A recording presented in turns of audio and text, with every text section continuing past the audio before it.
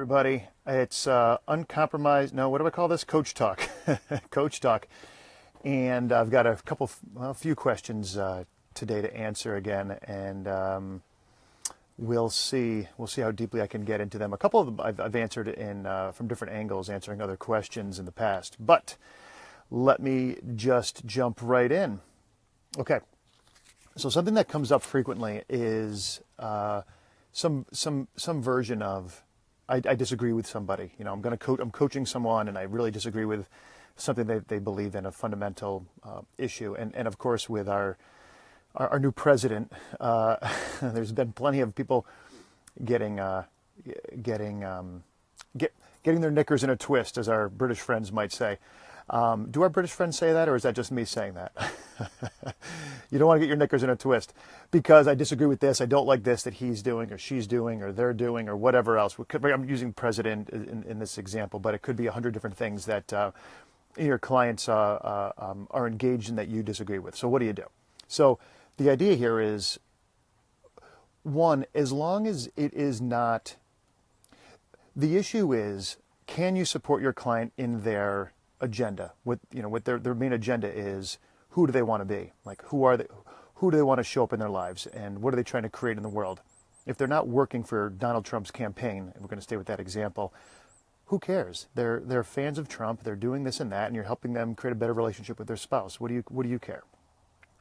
Right? And same thing, of course, goes if you're a Hillary fan or whatever else, or another part of the world, and whatever polarizing issue might be in that part of the world. Who cares? Who cares? Do you see who this person is their best, and can you help them get where they're going? Does that interest you to help them get where they're going? That's what matters. Now, of course, what happens is when people really talk about this thing all the time, and they want to work to support and build something and develop something that you aren't remotely interested in supporting, now all of a sudden you find yourself in what one might think is a quandary, because you're having to coach someone to do something in the world that you find reprehensible or can't stand or just completely disagree with. So, of course, in those cases, it might be time to move on as a coach, or say, listen, I come from a very different perspective around this, and it's challenging for me. And you might find it. I don't want to put too many words in anybody's mouth, but at the end of the day, if you can't support this person, what they're up to, there's nothing wrong with stepping on and coaching and letting this coaching relationship go. That's a pretty extreme example, though, unless you're suddenly find yourself coaching somebody engaged in wanting to do something illegal or like I said, morally, principally so different from you. Very, very rare occurrence. All right? All right, let's move on and talk about something else, because I think that's pretty self-explanatory. Let's see. How have you grown yourself? What have you done to grow yourself most as a coach? Okay. My gosh. All right, we had a poor connection. It looks like we're back. My connection is weak. How is that possible? I'm standing just outside my house here. All right, we're going to keep going. All right, so grown as a coach. Okay, good. So I think it's important to do what interests you. I think there's a certain amount of coach training that one should go through to know basically what coaching is. I mean, that just seems pretty straightforward and obvious.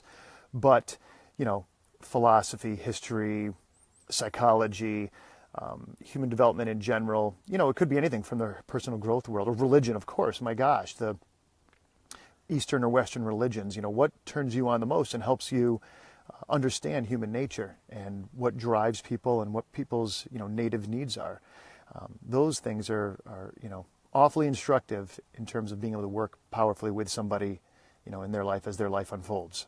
So, and so personally, my gosh, I've spent a lot of time reading history and philosophy and, once upon a time, Christian theology, and understanding to the best of my ability how people, they want something to believe in. They want to believe that there is something bigger and better themselves that can take care of them and save them and make a difference for them and to turn to in times of trouble. And that's just a natural human need. And how you express it, regardless of your religion or in the relationships you have, that's, in many ways superfluous relative to the greater need of, or to the greater fact that we have this common need. So, go study whatever makes you happy and turns you on and lights you up, and go, apply that to your coaching clients. All right. All right. I hope that answers the question. If it doesn't and you're on who asked the question, ask more. Ask for something more detailed. Let's see, what else here?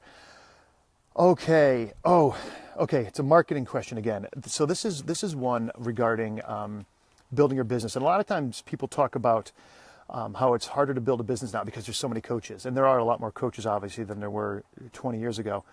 So when I started coaching, people would simply say, or say something along the lines of, okay, hey, what do you do? I'm a coach. I'm a professional coach, and blah, blah.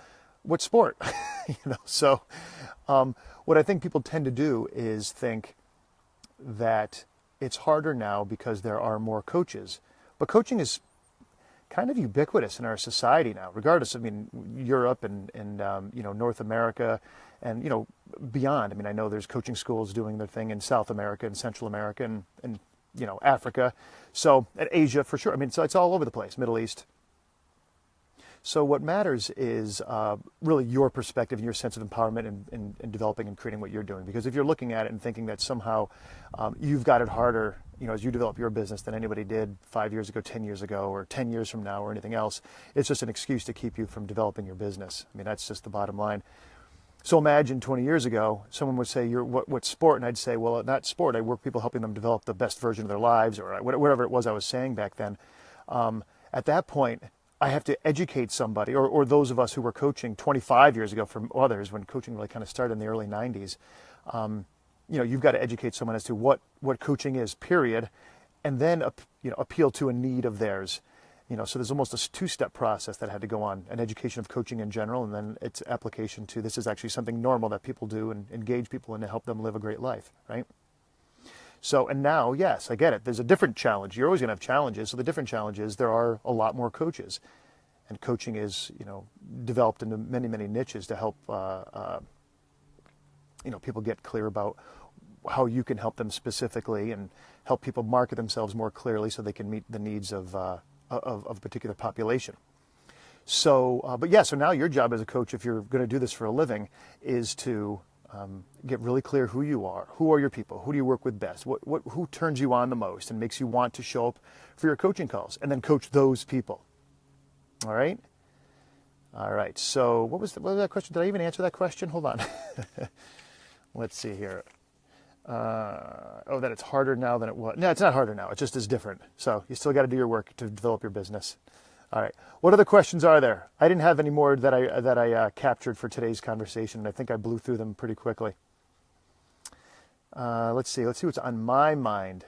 I love talking about the thing that I talked about in the beginning with the whole Trump thing. This whole Trump, Hillary, American politics thing is it's hysterical, because people who are now happy about Donald Trump or a Republican being in office were unhappy, a lot of them, with a Democrat, and now vice versa. And so everybody's going to be disappointed about one thing or another. And so this is more of we're leaving the coaching conversation slightly, but I won't go too far.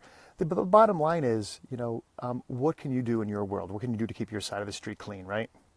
And so when that's the case, it probably takes us a little bit away from the national concerns and has us look at our own lives. Because if we don't take care of our own stuff, you're going to be completely ineffective at creating any political change out in the rest of the world. And unfortunately, far too many people want to go change the world, and they aren't taking care of their own needs and within themselves or their family, and they just create more hell for themselves and out in the world. So